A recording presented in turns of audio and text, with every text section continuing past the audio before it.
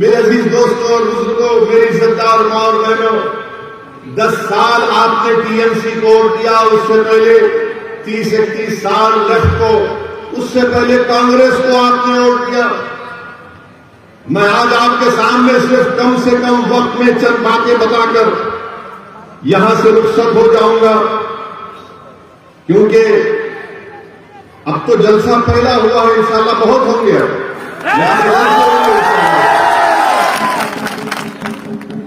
Madam chief minister कुछ नहीं बता सकती है। मैडम चीफ मिनिस्टर क्या दिखाती है? मुसलमानों के ईद के दिन आकर सर पे अपने पल्ले सर पे ओढ़ के ऐसा क्या करते, और आप लोग क्या करते? ओ उससे पेट भरता, उससे नौकरी मिलती, बच्चों को स्कूल मिलता, अस्पताल मिलता, पुलिस से जुर्म का खात्मा होता। और ये इनका ड्रामा, सर पे ओढ़ो, हाथ उठाओ, अल्लाहू अकबर, ये नाटक है। ये नाटक कब तक चलता रहेगा?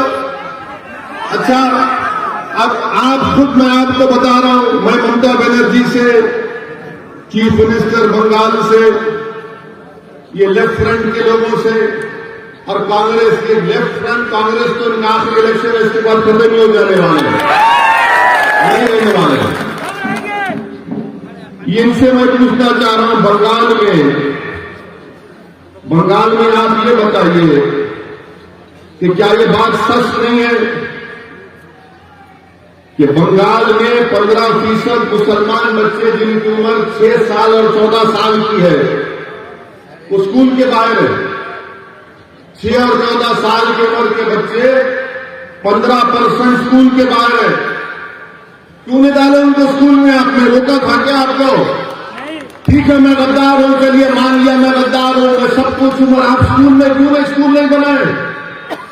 ये गवर्नमेंट का डेटा है, मेरा नहीं है। 6 और 14 साल की उम्र के 15% मुस्लिम बच्चे स्कूल के बाहर हैं।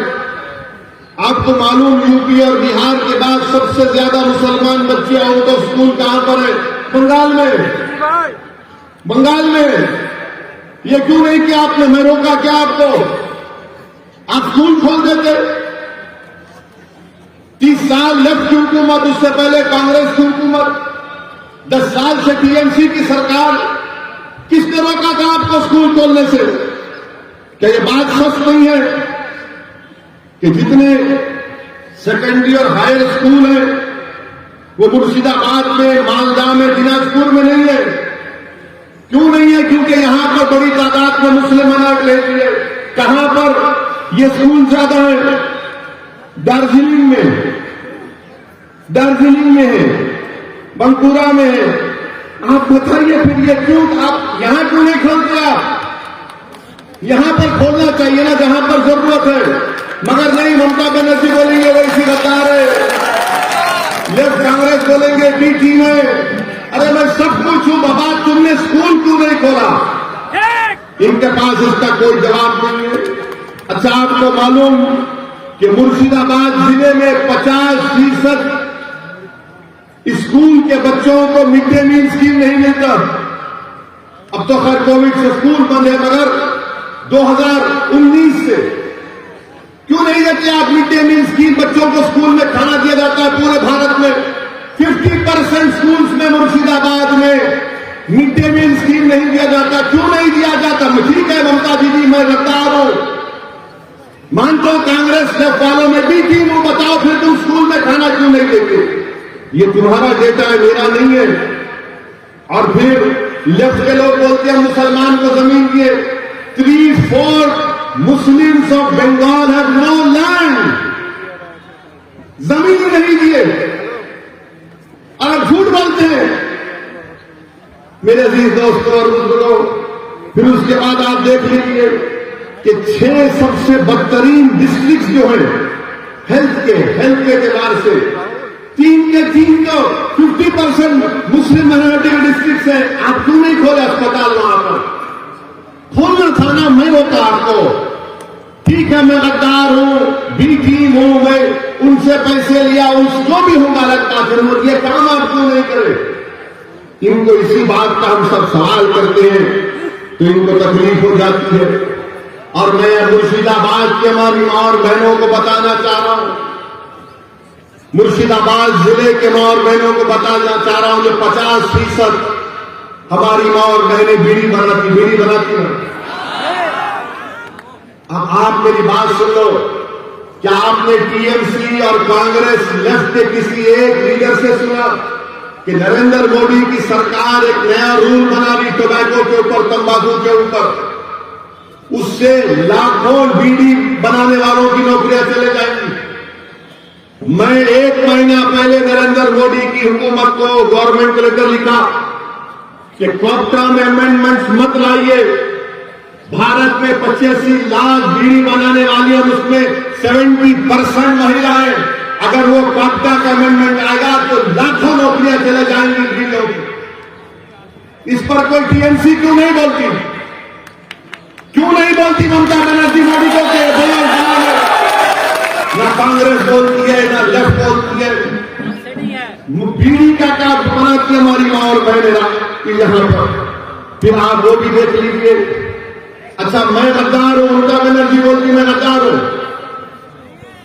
कांग्रेस बोलती कि मैं बी थी। अच्छा ये बताओ, पूरे बंगाल में 25.4% घर में टैप वाटर है, पानी का टैप वाटर है, मुसलमान को खाली 15% क्यों है? गद्दारों को पानी नहीं पिलाते ममता बनर्जी, आप बीटीम को पानी नहीं पिलाते क्या? 15% मुस्लिम के पास। अच्छा, ड्रेनेज लाइन पूरे बंगाल में 31.6% घर में ड्रेनेज लाइन है, कितने मुस्लिम माइनॉरिटी के पास है? 15.2%। क्या हम ठीक है, मुझे गाली दो, आप दिल भर के गाली दो, चाहे आपका दिल मुतमईन होता होगा, रात में अच्छी नींद आती है, मगर ये सवाल का जवाब दो। इस सवाल का जवाब कौन देगा? मुर्शिदाबाद में आपको मालूम कि सबसे जहरीला पानी यहां पर मिलता है, मुर्शिदाबाद में आर्सेनिक पानी मिलता है, आर्सेनिक पानी, लाल रंग का पानी मिलता है, और उसमें पानी का क्या है? 3000 पार्ट्स पर बिलियन है। WHO बोलता है कि 300 लिमिट होना चाहिए मुर्शिदाबाद में, 3000 पार्ट्स पर बिलियन आर्सेनिक पानी मिलता है। क्या कर रही टीएमसी? क्या किया लेफ्ट ने, क्या किया कांग्रेस ने, जो मुर्शिदाबाद मालदा में बरसों से तुम्हारा एमपी, तुम्हारा एमएलए जीत के आ रहा, तुम तो साफ पानी नहीं पिला सकते, आर्सेनिक पानी आप देती है। मेरे अजीज दोस्तों और बुजुर्गों, फिर वहीं पर आप देखिए मगरबी बंगाल में हायर एजुकेशन का सर्वे हुआ गवर्नमेंट ऑफ इंडिया का, कितने मुस्लिम माइनॉरिटी के बच्चे हायर एजुकेशन में पढ़ रहे मालूम आपको? बंगाल में मुसलमानों का पॉपुलेशन क्या है? 2011 का सेंसस कहता है 27-28%। हायर एजुकेशन में बंगाल के कॉलेजों में खाली 7.8 बच्चे पढ़ रहे हैं, 7.8। कितने टीचर है कलकत्ता यूनिवर्सिटी में, जादवपुर प्रेसिडेंसी में मुस्लिम टीचर 3.6 है। ममता दीदी, मैं गद्दार हूं, आप मुझे सलाह देना था, ये बच्चों को नौकरी क्यों नहीं देते आप? और फिर आपको जानकर हैरत होगी, 11% हायर एजुकेशन में मुस्लिम्स है और 7.8% टीचर्स हैं। 27% 2011 का पॉपुलेशन मुस्लिम पॉपुलेशन है। आपको मालूम बंगाल में मुस्लिम एम्प्लॉयमेंट कितना है? कितनी नौकरियां है गवर्नमेंट में आपको मालूम? 27% पॉपुलेशन है मुस्लिम माइनॉरिटी का, और गवर्नमेंट में ममता बनर्जी हो या कांग्रेस हो, लेफ्ट हो, ओनली 6% मुस्लिम एम्प्लॉयमेंट में गवर्नमेंट में। 27% पॉपुलेशन, 6% नौकरी। और तीसरा आ जाइए आप, कितने जेल में है मुसलमान मालूम आपको? कितने जेल में है मुसलमान आपको मालूम? अभी बंगाल के कितने जेल में मालूम तुमको? तुम्हारी आबादी मुस्लिम अकलियत की आबादी 27%, गवर्नमेंट में नौकरी 6%, जेल 58%। ताली मारने का नहीं है, सोचने का है। ताली मत मारो, सोचो मेरी बात को। ममता बनर्जी बोलती मैं गद्दार हूं, कांग्रेस लेफ्ट बोलती मैं बी टीम हूं। ठीक है, मैं मान लेता हूं तुम सच हो, मगर ये क्या है फिर? ये बर्बादी की दास्तान किसने की? ये बर्बाद किसने किया मुझे? तुम तो मेरा वोट लेकर चले गए, तुम तो मेरा वोट ले लिए ना, मगर तुमने क्या किया? मेरे बच्चों को स्कूल किया नहीं किया, कॉलेज में एडमिशन दिया नहीं किया, तुमने गवर्नमेंट में नौकरी दी नहीं दी, तुमने मेरे घर में पानी की लाइन दी नहीं दी, तुमने मुझे पीने का साफ पानी दिया नहीं दिया, तुमने मुझे क्या दिया? तुमने मुझे जेल में डालकर मेरे नौजवानों की जिंदगी को बर्बाद कर। ये पॉइंट है मेरे भाई। इसीलिए असदुद्दीन ओवैसी बंगाल को नहीं आना। मैं आपको सच्चाई से हर चीज बता रहा हूं, आप खुद देख लीजिए। अच्छा, आपको मालूम ये पुलिस के लोग हैं, कितने मुस्लिम सब इंस्पेक्टर है बंगाल में? मालूम? कितना तुम्हारा पॉपुलेशन है? 28% पॉपुलेशन है ना। ममता बनर्जी बोलती है वैसी गद्दार, कांग्रेस लेफ्ट बोलती है वैसी बी टीम। पूरे बंगाल में खाली 7% मुस्लिम सब इंस्पेक्टर है। 7%, 7%, जिसको सार्जेंट बोलते, इंस्पेक्टर बोलते। कितने मालूम आपको? 2%। 2% है खाली। मेरे भाई, ये क्या हो रहा है? अच्छा, सोने पे सुहागा ये कि बंगाल की असेंबली में 294 असेंबली सीट्स में 59 कितने? 59 है मुस्लिम में, 59 मुस्लिम है, जिसमें से ममता बनर्जी के 32 है। आप बोलेंगे ओ इसी तो 59 है। मेरे भाई, 59 की अहमियत नहीं है। अगर मजलिस के 4 जीत के गए तो ममता बनर्जी को ये 59 से कुछ नहीं हुआ। क्या किया वो लोग? तो खाली गूंगे बन के बैठे रहे बंगाल के सामने, कुछ बोल नहीं सके, पूछे नहीं कि क्यों इस नाइंसाफी हो रही है। और फिर टीएमसी हमसे बोलती कि हम बता रहे। मैं ममता बनर्जी आपको याद दिला रहा हूं, यहां के जलसे से मैं ममता बनर्जी को याद दिला रहा हूं कि ममता बनर्जी 30 अप्रैल 2002, ये मैं जो कुछ कह रहा हूं ना, मैं चैलेंज कर रहा हूं। अगर इसमें से एक पॉइंट भी गलत है तो मेरे को चैलेंज कर रहा हूं, बैठ के डिबेट करेंगे टीवी में। 30 अप्रैल 2002 को लोकसभा में डिबेट हुआ गुजरात के फसादात के लिए, जब मेरे वालिद सालार मिल्लत अलैहिर्रहमान एमपी थे, सुल्तान सलाहुद्दीन ओवैसी। लोकसभा में सबने उस मोशन के खिलाफ वोट किया। ममता बनर्जी, आपने तो मोदी का साथ दिया था 30 अप्रैल 2002। और मैं गद्दार हूं। अगर टीएमसी के लोग यहां पर हैं तो जाके तुम्हारी दीदी को सुनाओ। 15 सितंबर 2003 टाइम्स ऑफ इंडिया अखबार की रिपोर्ट है। क्या तारीख? 15 सितंबर 2003। ममता बनर्जी क्या कहती है उसमें? ममता बनर्जी आरएसएस के लोगों से मिलती है और मिलकर बोलती है कि आरएसएस के लोग देश प्रेमी है। और ममता बनर्जी बोलती है उनको कि अगर तुम 1% मेरा साथ दिए तो मैं बंगाल की पूरे मुकद्दर को चेंज कर दूंगी। ममता बनर्जी, तुमने तो 2003 में आरएसएस से हाथ मिला लिया था और आज तुम असदुद्दीन ओवैसी को गद्दार कहती हो। 2003 का 15 सितंबर 2003 का। अच्छा, फिर ममता बनर्जी 2019 का पार्लियामेंट इलेक्शन हुआ। पार्लियामेंट के चुनाव में आप बताइए कि आपने बीजेपी को वोट दिया? कितनों ने बीजेपी को वोट नहीं दिया? आप बताओ। शर्मा ने धरना ने कितने टीएमसी को वोट दिया? दोनों भाई तो बात है। अच्छा, 18 बीजेपी कैसा जीत गई? 18 बीजेपी बीजेपी कैसा जीत गई बंगाल से? मैं तो नहीं था ना, हजार तो नहीं था, बीजेपी भी नहीं थी, तो बीजेपी मोदी 18 कैसे जीत गया? टीएमसी का ममता का वोटर मोदी के गोद में बैठ के चाय पी रहा और ममता बनर्जी टीएमसी लेफ्ट कांग्रेस हमको गद्दार भी थी, क्या क्या गाली देते।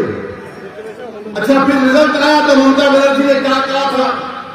मीडिया ने जाकर ममता बनर्जी से क्या पूछा? ए दीदी, बीजेपी इतना जीत गई, क्या मुस्लिम की वजह से हुआ? मीडिया को भी शौक खाली मुसलमान से है। तो ममता बनर्जी ने क्या कहा कि हाँ, गाय दूध देती है तो कभी गाय लात भी मारती है। कहा था मेरे को जवाब दो, तुम इंसान हो तुम गाय हो? अगर कोई बंगाल का मुसलमान है वो इंसान है या गाय है? तुम इंसान हो या गाय हो? जोर से बोलो, तुम इंसान हो या गाय हो? तुम 2 टांग के हो या 4 टांग के हो? तो किसने अख्तियार दिया मुख्यमंत्री को कहने के लिए कि हम 4 टांग की गाय है? किसने दिया बताओ? अच्छा, फिर मुख्यमंत्री ने क्या कहा? गाय दूध देती है, हम ले लेते हैं, राष्ट्रपति को कबूल कर लेते हैं। ममता बनर्जी, हम गाय नहीं है, इंसान है, और इंसान को नौकरी की जरूरत है, इंसान को पानी की जरूरत है, इंसान को घर की जरूरत है, इंसान को नौकरी की जरूरत है, इंसान को खून की जरूरत है, इंसान को पानी की जरूरत है। मगर दीदी, आपने क्या किया? आपने तो दूध भी पी लिया, मलाई भी खा ली, मिष्टी गोई भी खा ली, अब हमारे पास कुछ नहीं बचा है। मैं आपको गाय के रूप में नहीं देखता, मैं आपको इंसान के रूप में देखता हूं। मम्मी से कहा तो मुस्लिम जिनको भारत का बावकार इंसान के तौर पर देखती है। मैं तुम्हारे से दूध लेने नहीं आया हूं, मैं तुम्हारा हक दिलाने के लिए आया हूं। यहाँ पर मैं तुम्हारे को भारत के संविधान में जो आपका जायज मुकाम है उसको दिलाने के लिए आया हूं। मैं इंसान को इंसान के रूप में उसकी इज्जत बहाल करने के लिए आया हूं। आपको इंसान के तौर पर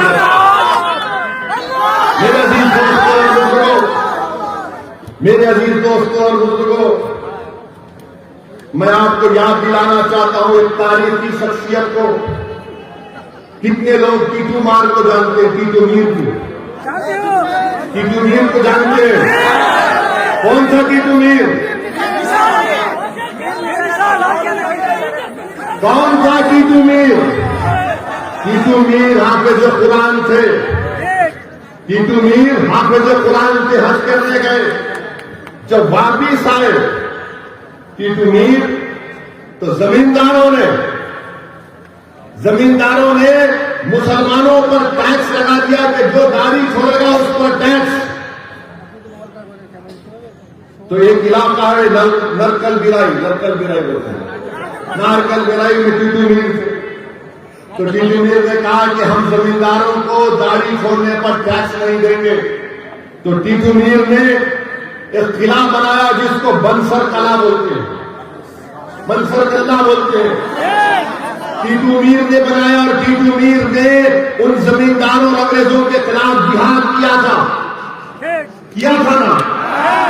आज असदुद्दीन ओवैसी आपको बोलने आया कि आपको ना जिहाद करने की जरूरत है, ना हथियार उठाने की जरूरत है, आपको सिर्फ भारत के संविधान को समझकर अपने हक के लिए लड़ने की जरूरत है। उस जमाने में जमींदार थे, अंग्रेज थे, वो तो जमींदार अंग्रेज चले गए, अपने जमींदार आगे, एक जमींदार टीएमसी, एक जमींदार मोदी, एक जमींदार कांग्रेस, एक जमींदार लेफ्ट। ये जमींदार बन चुके हैं और हम पर टैक्स लगा रहे हैं। मेरे अजीज दोस्तों और बुजुर्गों, बताइए आप, अगर आप नहीं लड़ेंगे अपने हक के लिए तो क्या कोई आसमान से आएगा या जमीन से निकलेगा? नहीं, आपको अपने हक के लिए लड़ना है। मैं बुजुर्गों से अपील कर रहा हूं, आपको अपने बच्चों के रोशन मुस्तकबिल के लिए लड़ना है, आपको उनके लिए उनका हक संवारना है। ये कांग्रेस पार्टी क्या है बताइए, बताता हूं आपको। ये कांग्रेस पार्टी जब बाबरी मस्जिद का फैसला आया तो कांग्रेस पार्टी इसका वेलकम किया। कौन उसके बारे में कहा? किसने कहा कि supreme court is supreme but not infallible? उसका नाम असदुद्दीन ओवैसी था। ममता बनर्जी, पूछो उनसे टीएमसी से कि राम मंदिर का जजमेंट आया, उसके बारे में आपकी क्या राय है? तो बोलिए नाम बोलेंगे वो लोग खामोश बैठे। कांग्रेस के बहुत बड़े चीफ मिनिस्टर कमलनाथ ने ईंटें भिजा दी, प्रियंका गांधी ने उसका वेलकम किया। ये कांग्रेस पार्टी है जो आपके वोटों से मुर्शिदाबाद मालदा में बरसों से हुकूमत करती आ रही है और कुछ नहीं किया। यहां ट्रिपल तलाक का बिल पार्लियामेंट में है तो कौन उसके खिलाफ बोला? आपने देखा होगा किसने बोला ट्रिपल तलाक के खिलाफ? जब ट्रिपल तलाक का बिल पार्लियामेंट में मैंने वोटिंग का मुतालबा किया तो पूछो टीएमसी से, टीएमसी ने वॉकआउट कर दिया। वोट क्यों नहीं डाला? वोट क्यों नहीं डाला? वॉकआउट किया। वोट डालना था, बताना था मोदी को कि तुम्हारे खिलाफ वोट दे रहे हैं। हम खाली 2 एमपी है लोकसभा में, मगर मोदी के 300 एमपी के सामने उसके खिलाफ बोलते वोट। ममता बनर्जी का एक चेहरा, लोकसभा में एक चेहरा, बंगाल में एक चेहरा, लोकसभा में उनके एमपी बड़ी बड़ी अच्छी अंग्रेजी में बड़ी बड़ी तकरीर कर लेते हैं, मगर सिविल अमेंडमेंट बिल आया तो 8 एमपी नहीं थे, 8 एमपी नहीं थे। किसने सारी दुनिया के सामने बता दिया कि CAA का कानून भारत के संविधान के खिलाफ है? और मैंने सारी दुनिया के सामने मोदी के और उसके 300 एमपी के सामने उस कानून को पास कर कांग्रेस ने किया, क्या टीएमसी ने किया? लेफ्ट तो कहीं है ही नहीं चला। ये कांग्रेस और लेफ्ट तो मेडिकल शॉप में जब जाते हैं दवा लेने के लिए तो दवा के नीचे ऊपर लिखा होता कि कब बनी, date of manufacture, date of expiry. ये कांग्रेस लेफ्ट का डेट ऑफ एक्सपायरी हो चुका। इनसे कुछ नहीं होगा, इनसे कुछ नहीं होगा कांग्रेस और लेफ्ट फ्रंट से। ये लेफ्ट के लोग बर्बाद कर दिए पूरे बंगाल के मुस्लिम अक़लियतों को। अगर आज बंगाल में मुसलमान परेशान हैं तो लेफ्ट की वजह से उन्होंने बर्बाद कर दिया। कुछ नहीं किया, कुछ नहीं किया।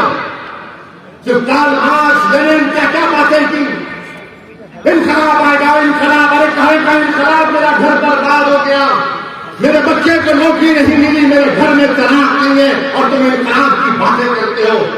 कितना धोखा दिया तुमने 30 साल में।